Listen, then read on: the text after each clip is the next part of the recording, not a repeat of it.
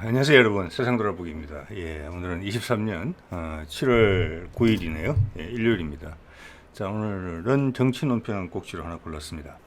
미국의 재무장관 제넷 옐런이 지금 중국을 아마 방문 중이죠.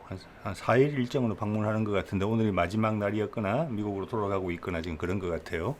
자, 그거를 이제 쭉 살펴보면서 상당히 이제 복잡한 측면들이 있어요.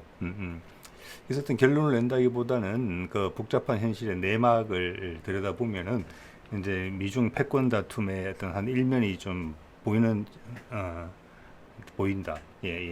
그런 취지로 봐주셨으면 좋겠다 이런 생각이 드네요. 자, 지금 이거는 이제 나오는 이야기인데 왼쪽이 제넷 옐런이고 작년에 우리나라도 온 적이 있었죠. 작년 한 여름 때 왔을 거예요. 그리고 오른쪽이 리창 총리죠, 중국에 이제 만났는데 거기서 이제 상당히 유화적인 이야기들을 했어요. 이제 뭐랄까 승자 독식이 아니다. 사다리 걷어차는 게 아니다. 목숨 걸고 이제 싸우는 게 아니다. 재무장관이기 때문에 무역에 관련된 부분을 주로 이야기를 하겠죠. 그래서 이제 공정한 경쟁을 하자. 이런 이야기를 해가지고 상당히 부드러운 이제 면모가 나왔어요. 여태까지 미국의 입장과는 상당히 많이 다르죠. 이제 트럼프 때부터 본격화한 어떤 중국 그 무역에 대한 탄압이라고 할까?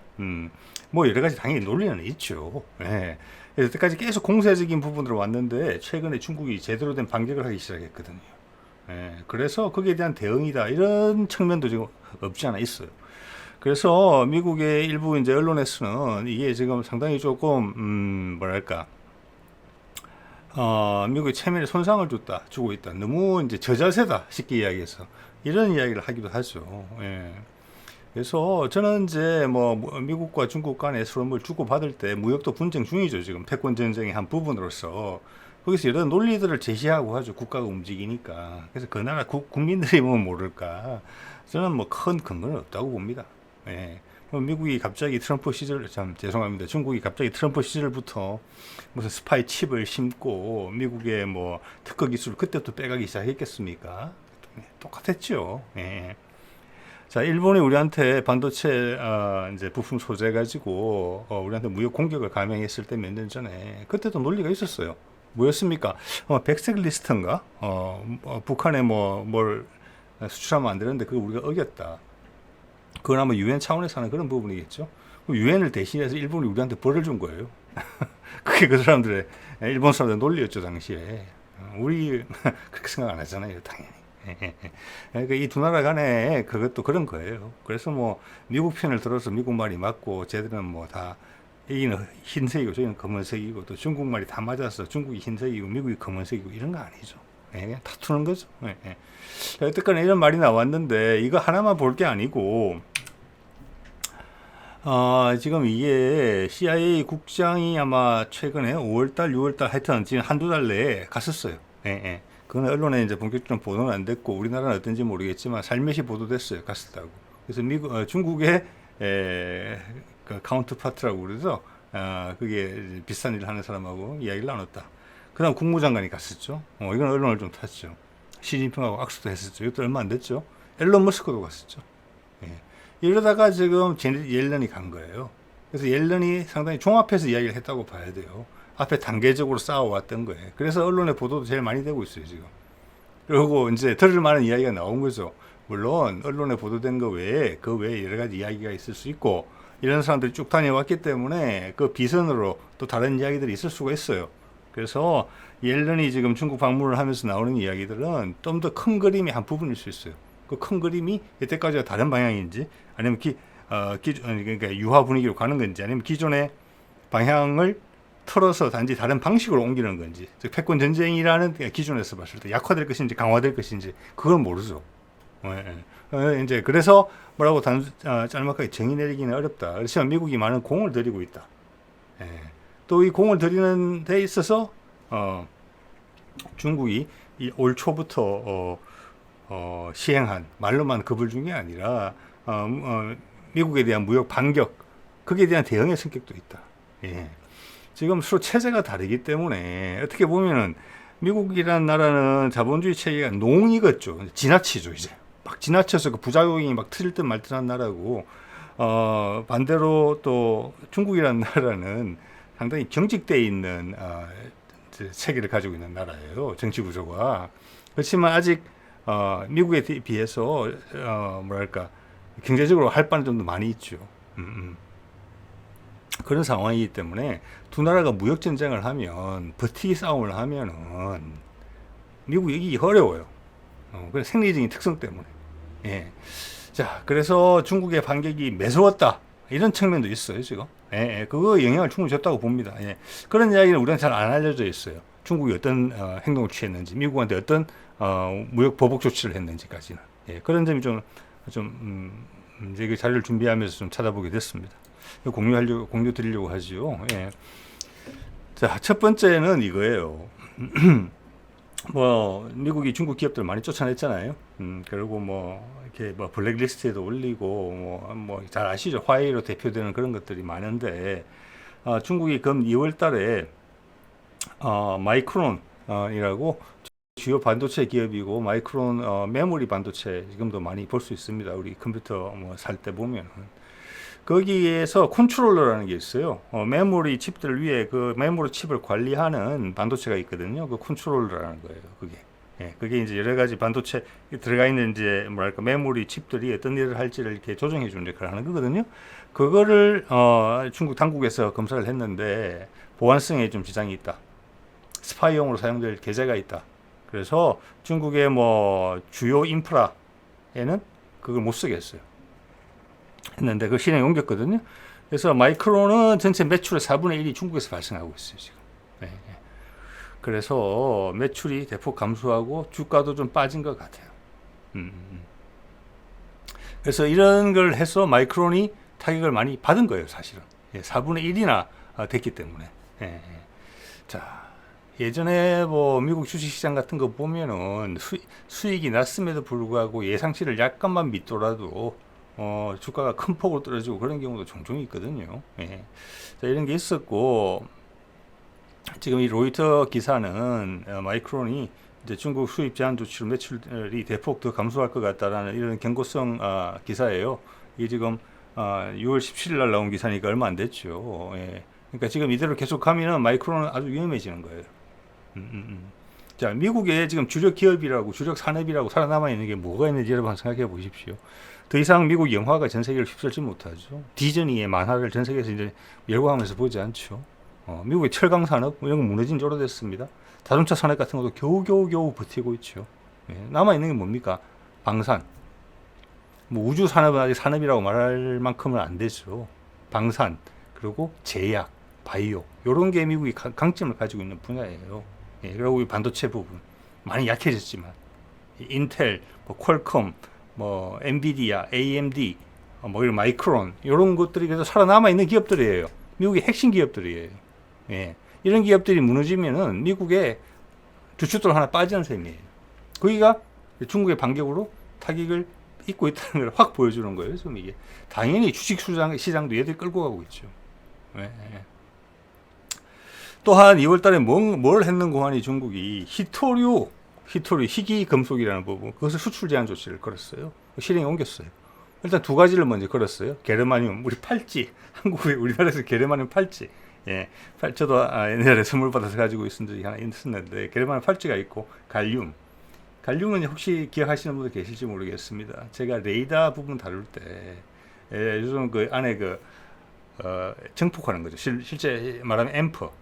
요즘은 다 그게 이제 아날로그가 아니고 디지털 방식의 앰프인데 그 앰프의 가장 지금 최고의 소자로 인정받고 있는 게 질화 갈륨이에요. 그 갈륨이에요. 그 수출 제한 조치를 걸었어요. 이거에 대한 타격도 크게 나타나고 있어요. 자, 이거는 누구냐 하면은 엔비디아라고 여러분 컴퓨터 뭐 게임 같은 거 하시는 분들은 그래픽 카드 양대 산맥 중에 하나죠. 보니까 저도 이번에 처음 알았습니다. 이 사람이 그 CEO예요. 이름이 뭐 황이던데, 젠센 황이라고 대만에서 태어난 대만계 미국인입니다. 예, 이 사람이 지금 사장인데 이런 이야기를 하고 있죠. 왜냐하면 여기가 중국 수출 제한 조치, 미국에서 중국의 그런 수출 제한 조치에 피해를 보고 있는 회사예요. 왜냐? 여기서 만드는 칩을 B, 중국에 가면은 AI, 인공지능 이런 데 주로 사용된다. 가상현실. 그래서 이걸 막은 거예요. 네, 직접적인 피해를 보고 있는 거죠. 자, 그러면서 이 사람이나 마이크로소프트 빌 게이츠 같은 건 옛날부터 그랬어요. 중국하고 친하게 지내야 된다고. 예. 예, 서로 주고받을 게 많다. 중국을 틀어막으면 같이 죽는다. 뭐 이런 류의 이야기인데, 이 사람의 이야기는 뭐냐면은, 이것도 이 사람이 대표로 하는 이야기지, 이 사람의 독특한 의견은 아니에요. 중국이 금방 따라온다. 오히려 이런 걸 계기로 해서. 그러면 나중에 돌아가려고 해도 돌아갈 데가 없다. 중국이 지금 급피치를 올리고 있거든요. 최신 반도체는 못 만들어요. 그렇지만 전전 세대까지는 따라왔어요, 지금. 그것만 하더라도 중국이 필요한 반도체 엄청난 물량을 소화를 해낼 수 있어요. 예를 들어서 가전제품에 들어가는 거, 뭐 차에 들어가는 거, 이런 거는 최고급 아니거든요. 예. 이런 거를 벌써 중국이 예, 자국에서 생산을 하고 있어요. 예, 수입을 대폭 줄여들고 있어요. 그런 부분에 있어서도 그걸 생각하시면 똑같아요. 예, 일본이 우리한테 반도체 소부장 무역 공격을 했을 때 결과적으로는 일본 기업이 손해를 받고 우리는 대부분 국산화 해버렸잖아요. 그럼 영원히 우리한테 사줄 일이 없어진 거잖아요. 그걸 똑같은 이야기를 하고 있는 거예요. 중국은 그 정도 된다라고 황이 이야기하는 거예요. 엔비디아가. 마이크로소프트의 빌 게이츠도 같은 이야기를 하는 거예요. 할 수 있다라고. 예. 자, 이번 이제 보면서 보니까 전 세계 반도체 시장이 약 우리나라 돈으로 700조 원에서 한 800조 원 정도 되는 것 같아요. 환율에 따라서 엄청난 시장인데 여기서 생산의 50% 이상은 미국이 하고 있어요. 이건 미국의 주력 기업이라는 거죠. 미국이. 우리도 삼성하고 이제 SK 하이닉스가 있기 때문에 상당 부분 크게 하고 있어요. 대만. 뭐 요 정도 나라들이죠, 사실은. 그런데 수입은 누가 제일 많이 하느냐? 중국이 전 세계 60% 이상을 수입하고 있어요. 얼마나 큰 시장인지 아시겠죠. 그러니까 이런 사람이나 빌 게이츠나 심지어 앨런 머스크도 이거 이러면 우리가 먼저 죽는다. 미국이 먼저 죽는다. 아까 말씀드렸죠. 버티면 돼요, 중국은. 그런 체계가 경직되어 있는 체제이기 때문에 예? 좀 고통을 같이 합시다. 참읍시다. 이런 게 되지만 새마을 운동처럼 미국은 절대 안 그렇게 될 수가 없죠. 예. 자, 이렇게 이제 이런 이야기를 이제 드릴 수 있을 것 같고, 저는 이 데이터를 보면서 또 하나 눈에 가는 게, 전 세계의 60% 이상의 반도체, 중국이 수입한다. 그러면, 왜냐하면 2010년대 중반에 중국 경제가 미국 경제보다 커진다 이런 말이 있었거든요. 그때는 이제 중국 위안화, 원화, 환율 인상 이런 걸 감안해서 그런 이야기가 나왔는지는 모르겠는데 지금 2030년 이야기를 하더라고요. 근데 이미 넘어섰을지도 모르겠다. 그 에너지란 면에서는, 예, 생산량이란 면에서는 지금 약간 달러라는 거 갖고 장난치는 부분이 좀 없지 않아 있다. 예.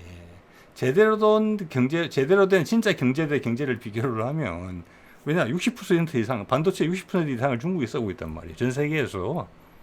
예. 이거죠. 그래서 이미 중국이 실제적으로는, 미국보다 클 수가 있다. 자, 그래서 그런 현실을 이 사람들은 알고 있다. 중국 없이는 우리 못 산다. 소위 말하는 디커플링이라고 그러고, 스플라이 체인, 공급망 다변화라고 부르는데, 그거 하면 우리가 먼저 죽는다. 미국이 먼저 나락으로 떨어진다. 이런 이야기를 계속 하고 있어요. 예. 왜냐, 2월 달에 지금 딱 때렸단 말이에요. 중국이 처음으로 반응을 했거든요. 몇 개월 만에 죽는 소리가 나오는 거예요. 지금 이게 당연히 영향을 주죠. 이런 핵심 기업들이 자본주의 최고봉인 나라에서 불평을 하는데, 불평이 아니라 이제 사실이죠. 예. 자, 히토류 쪽을 한번 보면, 히토류는 이제 잠깐 말씀을 드리면 희귀 금속이라는 거죠. 희귀 금속이고, 희귀하다는 게 전 세계 매장량이 적다 이런 게 아니에요. 다른 뭐 구리나 철 이런 거는 모여 있는데 얘는 그냥 다른 거에 부산물로 섞여 있어요. 네, 섞여 있고 그것을 모아 가지고 어떤 분리해내는 과정 자체가 상당히 곤란하게 되어 있어요. 공해도 많이 배출하고 환경 오염도 심하고. 예, 그게 이제 그래서 히토류죠. 그리고 소위 말하는 4차 산업으로 넘어가면서 히토류의 이제 중요성은 더더욱더 세지죠. 여기 보시면 생산에 지금 이거는 이제 매장량을 놔둔 건데 이거 뭐 얼마나 정확한지는 모르겠어요. 일단 중국이 1등으로 돼 있죠. 몽고도 많다는데 몽골에는 전혀 표시도 없고 북한도 제법 있다는데 북한에도 표시는 없어요. 그래서 이거는 좀 설익은 데이터라고 봐지는데 현재 기준 생산량의 60% 정도를 중국에서 하고 있어요. 2등이 미국이 한 15% 정도 하고 있더라고요. 예. 그런데 그 다음 게 중요해요. 미국에서 생산을 하는데 본격적인 처리를 하기에 앞서서까지만 다 해요. 공해나 여러 가지 문제가 만약에 발생하지 않는 정도까지만 원료를 가공해요. 채굴해서. 그리고 그걸 어디로 보내느냐. 그 뒤에 후 단계는 어떻게 하느냐. 그 어려운 단계는. 이거를 중국으로 보내서 중국에서 해서 보내요. 그래서 히토류의 완제품은 미국은 100% 수입이에요. 자, 그러니까 이게 공해도 많이 나오고, 뭐, 그 가운데 이제 프로세스에 대한 것도, 공정에 대한 것도 자꾸 연구를 하다 보면 개발되는 게 있겠죠. 그게 미국에서는 기반이 전혀 없다는 거예요. 전부 다 중국에 의지하고 있는 거예요. 생산량은 중국 60%인데, 공급은 95%예요. 네. 이러니까 이걸 끊으면 전 세계 하이텍 산업이 망가지는 거예요. 뭐, 국방산업, 태양열, 수소재, 연료전지, 심지어는 거기까지 들어가요. 제약업에도. 그러니까 이거를 중국이 처음으로 손을 댄 거예요. 여기서 죽는 소리가 나오는 거예요. 또, 그 죽는 소리를 한 당사자가 이 사람입니다. 이 사람이 누군가 하니, 레이시온의 CEO예요. 대표이사고, 이름이 그렉 헤이즈라고 하는 사람인데, 이 사람이 이제 요거부터 말씀을 드려야 되겠네. 2월 달에 중국 정부가 이 레이시온하고 록히드 마틴에다가 벌금을 매겨요. 우리 돈으로 10조 원 이상을. 그 이유는 뭐냐? 2020년에 중국이 반대하는 그때 뭐 기준이 있겠죠, 자기들이. 그런 거를 초과하는 부분에 있어서 그게 금액이든지 아니면 무기의 종류든지 간에 그 두 회사가 대만에 무기를 판매했다. 그래서 중국은 당국의 규칙에 따라서 방침이 있든지 그 판매량의 2배에 대한 2배의 금액을 벌금을 매긴 거예요. 그게 10조 원이에요. 그게 금년 2월 달에 그래 됐어요. 그러니까 처음에는 뭐 레이시온 시큰둥하게 반응도 안 했어요. 거기 말이야. 해봐라 그래. 중국이 뭐 대만이 네 땅이냐, 네의 뭐 법적인 권한이 미치냐, 이런 식으로 대응을 했고 또 중국에 레이시온에 무기를 파는 게 없어요. 록히드 마틴도 마찬가지잖아요. 그런데 히토류가 딱 걸리니까 지금 죽는 소리가 나온 거예요. 지금 지금 이 기사도 지금 얼마 최근 기사예요. 뭐라고 했느냐? 똑같은 이야기 한 거예요, 아까. 엔비디아랑 우리는 중국에서 지금 빠져나올 수 없다. 중국 없으면 우리는 죽는다 이야기 한 거예요. 제가 또 이번에 조사하면서 알았는데, 이 레이시온이 프레드 휘트니 엔진 만드는 회사 있죠. 그거 가지고 있더라고요. 네. 그리고 콜린스 에어로스페이스도 가지고 있어요. 요거는 잘 모르실 텐데, 콜린스 에어로스페이스는 뭐냐면 지금, 그것만 하는 건 아닌 것 같습니다만은, 비행기에 전투기에 사출 좌석이 있죠. 그거 만드는 곳이에요. 제가 이걸 왜 기억하는고 하니 F-35가 지금 뭐랄까 블락4로 개발되는 과정에 있어서 문제가 되는 것 중에 하나가 그 사출 좌석의 문제거든요. 예. 어떻게 보면 약간 희생양적인 부분이 있어요. 그게 콜린스 에어로스페이스고 그게 레이시온에 속한 기업이고 또 현재 F-35의 가장 큰 문제 중에 하나가 엔진이죠. 그 엔진 제조사가 어딥니까? 플레드 휘트니. 레이시온이 그렇게 연결이 돼 있더라고요. 자, 그래서 이제 말씀드린 것처럼 이게 이제 그것을 이야기해 주는 거고, 이것도 최근 기사예요. 그래서 이게 몇 개월 지났더니 중국의 입장에서는 레이시온이 깨갱한다. 이렇게 지금 판단을 하고 있어요. 왜냐? 이게 보면은 F-35 하나 만드는데 히토류가 400kg이 들어간대요. 네. 그리고 지금 우크라이나전 이후로 뭐 유럽이나 세계 각국들이 무기를 확충하기 때문에 우리도 그런 혜택을 많이 보고 있잖아요, 지금. 우리 방산 산업에. 그래서 지금 대목인데 쉽게 이야기하면 레이시온도 무기를 자꾸 많이 만들어서 팔아야 되는데 히토류가 정말 안 들어오는 거예요. 예. 아까도 말씀드린 질화 갈륨, A사 레이더의 핵심 소재예요. 그거 없으면 레이더 못 만드는 거예요. 예. 자기들이 중국을 제재할 때는 몰랐지만 중국이 제재를 우리한테 한다고 감히 생각 못 한 거예요.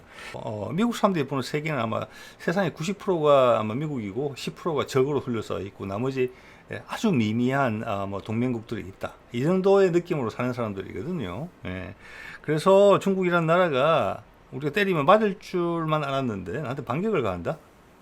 그리고 경제적인 반격을 해서 미국 내에 있는 일자리와 경제에 타격을 준다. 네.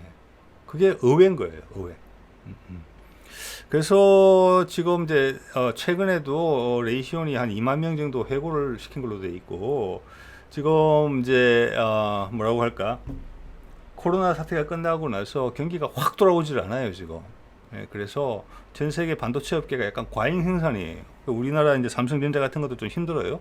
또 중국 수출 부분에 있어서 미국하고 끌어온 부분이 계속 생겨요. 우리한테 압박을 넣고 있기 때문에. 즉, 마이크론이 못 팔게 된 부분에 대해서 그 점을 중국이 우리 삼성이나 하이닉스에서 메꾸려고 할 수가 있으니까 거기에 압박을 넣었다는 내용이 지금 중국에서 자꾸 언급되고 있어요. 국내 찾아보진 않았습니다. 근데 그 기사의 내용을 제가 쭉 찾아봤어요. 다른 부분을 다. 외국에서 찾을 수 있는 것들을. 다 사실로 나타나고 있어요. 거의 보도 안 된 것들이 있어요. 미국에서도 슬며시 보도되는 것들. 대중의 레이더망에 안 걸리는 그런 위치에서만 기사가 난 거예요.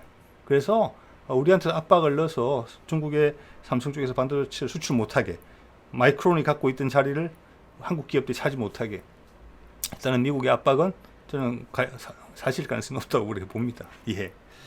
자, 그래서 이 벌금권에 대해서는 중국은 이렇게 이야기하는 거예요, 지금. 뭐 CIA 국장이 다녀갔던, 국무장관이 다녀갔던, 옐런 재무장관이 다녀갔던 상관없고, 일단 뭐 관계 개선을 하자, 뭐 이런 말을 했어요, 지금.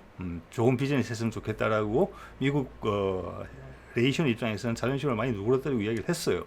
또 그럴 수밖에 없는 게 직접적인 무기는 수출을 안 하지만 지금 중국 내에 레이션이 여러 가지 사업을 하는데 한 2,000명 정도를 고용하고 있고 중국의 뭐 차세대 비행기 개발 이런 데 많이 관여하고 있어요. 그런 데서 다 불이익을 당할 수 있겠다고 이제 확 느낌이 온 거죠. 그래서 자존심을 많이 낮추고 이야기했는데 중국 당국의 이야기는 현재까지는 뭐 여러 소리 필요 없고 벌금부터 내고 시작하자. 뭐 약간 이런 분위기인 것 같아요. 네, 네. 자, 이거 히토류 영어로는 이제 REE라고 합니다. 이게 뭐 Rare Earth Element 영어로 치면은 이런 이야기 히토류죠. 예. 이게 그때 이제 앨런 머스크가 몽골의 총리하고 이제 화상 회의를 할 때 몽골 측에서 제시한 슬라이드 중에 한 장이에요. 이거 보면 뭐냐면 전기차에 히토류가 이렇게 많이 들어간다. 이런 이야기죠, 지금. 예, 예. 여기 보면 저기 가려서 잘 안 보이는 부분이 있는데 보이는 부분만 이야기해 보면 풍력 발전기 내에 이게 150kg의 네오디듐이 필요하고 PR이 뭐죠? PR은 뭔지 모르겠네요. 그런 두 가지 종류의 히토류가 150kg 정도 필요하며 여기에는 아마 가스 터빈 엔진이 뭔지 모르겠어요. 거기 아마 1kg 정도의 뭐가 필요하고 아까 좀 전에 F-35도 있는데 지금 가려서 안 보이네요. 아까 400kg 필요하다고 그랬죠. 그래서 이것 때문에 지금 미국의 군수산업이 타격을 받고 있는 거예요. 강하게. 예, 예. 자, 그러면 제넷 옐런이 지금 방문을 했는데 말씀드린 것처럼 무역 문제만 하러 간 게 아니라 앞에 CIA 국장, 국무장관 다 갔기 때문에 이야기가 조금씩 발전되고 있다고 봐요, 저는.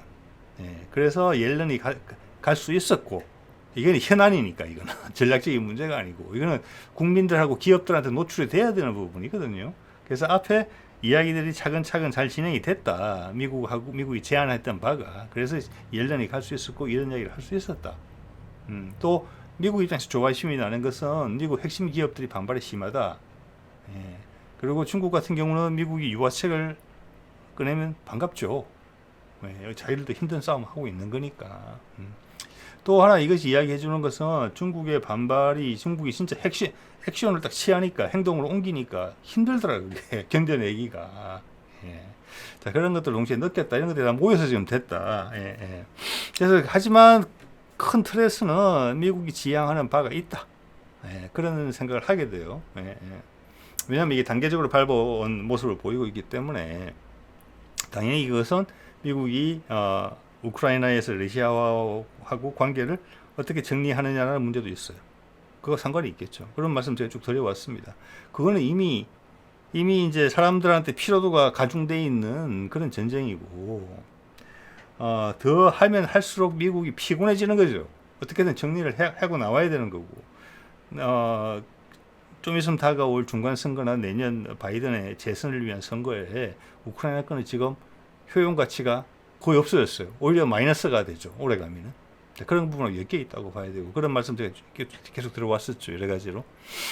또 하나 제가 이것을 이런 식으로 해서 부드러워진다 갑자기 패권 전쟁이 그렇게 생각을 절대 하지는 않습니다. 왜냐? 지금처럼 옐런이 많이 이야기한 대로 뭐 좋은 대화를 나눴다, 실용적이었다, 예, 공정한 경쟁을 하자, 그럼 제재 조치 풀고 뭐 스파이 이런 소리 하지 말고 시장 상황에 맞게 수요 공급을 해보자, 실력대로. 그렇게 한다고 그러면 장기적으로는 이제 트럼프 실 몇 년 전으로 돌아가는 거거든요. 그때도 미국이 궁지에 몰렸음을 느꼈기 때문에 공세를 시작했던 거란 말이에요. 그럼 그리 돌아가는 건데, 그럼 기본적인 틀이 바뀌는데 그 사이에 결국 시간은 중국 편이에요. 예. 그걸 알고 있는 미국이거든요. 그럼 지금이 진심이냐? 공정한 경쟁을 하겠다는 게 모든 분야에서 미국이 그럼 항복을 했다는 소리냐? 예? 미국이 이제 2위 할게, 중국은 1위 해. 예, 제가 여러 번 말씀드리지만 미국이라는 체계는 달러 체계, 패권 체계로 유지되는 부분이 많기 때문에 자기가 2등을 하고 싶어도 2등이 못 돼요. 1위에 자리를 내주게 되면 저 밑으로 내려갈 수 있는 나라란 말이에요. 그러니까 미국이 알죠. 그러니까 이거는 뭔가 제스처다. 라고 무역 부분에서 몇 가지 그런 모습들이 나올 수는 있겠지만 미국이 패권 전쟁을 포기했다? 아니다. 더 큰 독을 품었다. 이렇게 봐야 될 것 같아요. 이 외에도 뭐 대만 문제도 남아있고, 또 중국이 과연 지금 세계에서 리더십을 행사하는 부분, 중동 같은 데서, 그리고 많은 주변에 그러니까 제3지역에 있는 나라들하고 연대 관계를 넓혀가면서 위하나의 위상을 올려가고 있잖아요. 그런 부분들은 따로 이야기를 해야 돼요. 이건 별개의 문제. 이건 무역에 대한 문제거든요. 예. 단지 이런 신호를 주고 싶었다. 미국 이런 말을 하고 싶었다. 그리고 더 큰 그림이 있고 그 그림의 한 부분에서 지금은 국면 전환용이다. 이렇게 봐지는 부분이 있습니다. 예. 자, 게다가 뭐 이런 부분 어제 다뤘던 내용이죠. 지금 뭐 이것은 사실 이런 거 하고 이번에 출장은 상관이 없죠. 그렇지만 뭐 묘하게 겹쳤어요.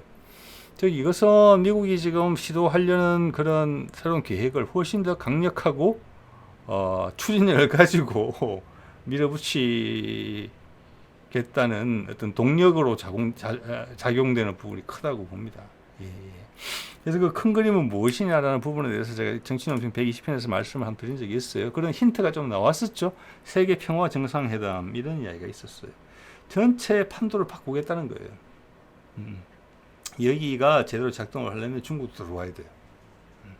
그러면 중국도 빠져나가지 못한, 좀 전에 무역에서 이야기했잖아요. 공정한 경쟁. 그거 싫은 사람 없잖아요. 경쟁을 공정해야지. 그것만 하면 돼요. 그다음부터 내가 지금 실력대로 지는 거니까. 그거 이상 바랄 게 없죠. 기업하는 사람들이. 맞죠? 예. 자, 그런 것처럼 그걸 넘어서는 다른 더 큰 어젠다를 제시할지 모른다. 중국이 발을 빼기 어려운. 그게 세계 평화회담 가능성. 예. 저게 지난번에 네덜란드, 덴마크에서 이제 1, 2주 전에 있었던 일이죠. 전 세계 주요 국가들, 우크라이나 전에 찬성하든 반대하든 그 국가들이 다 모였죠. 사우디까지 포함해서 중국도 있을 수 있다라는 보도가 있었습니다. 예. 실무 브레인들이 다 모였었죠. 우리말로 하면 대통령실에 안보실장, 이런 사람들, 안보보좌관, 미국이 주도로 모였던 겁니다. 그래서 거기서 세계평화 정상회담 이야기가 나왔어요. 예. 그래서 저는 이것이 이제 8월 말에 교황이 몽골 가는 건하고 크다. 몽골은 엄청나게 전략적으로 중요한 장소거든요. 자, 몽골은 우리하고도 친하고 북한하고도 친하다. 예.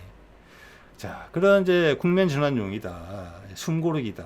제가 이런 거하고 맞물려 보면 그렇게 생각한다는 겁니다. 지금 제넷 옐런이 중국 가서 한 말을 분석하건데. 예. 하지만 중국도 알지만 따라오지 않을 수 없는 약간 이런 분위기. 그래서 아직은 미국이 수가 조금 빠르다. 뭐 이런 생각이 좀 들긴 해요. 예. 그래서 진짜 계속 러시아와 강공을 할 수 있느냐 이렇게. 러시아도 지금 정치적 반경을 하고 있지 않아요. 예. 우크라이나에서 전선을 지키잖아요. 왜 지금 선을 확보한 이후에 지금 뭐 우크라이나가 반격을 한다고 그러는데 그것을 막기 위해서 뭐 선제 공격을 왜 안 해요? 그런데 푸틴은 절대 지금 점령지 이상으로 나가지 않았거든요. 예. 쫓아가지 않아요. 저기 도망가더라도. 그래서 그런 협상을 통한 이제 협상과 전쟁이 병행되고 있는 거죠. 예. 그게 규칙이 성립이 돼 있어요. 그래서 협상 중일 테고 중국하고도 지금 그러겠다. 예. 그러면서 더 큰 틀로 아우르겠다. 여기에 이제 우크라이나 종전과 북미 종전이 끼어들 여지가 크다. 예. 지금 이런 게 국면이라고 봐서요.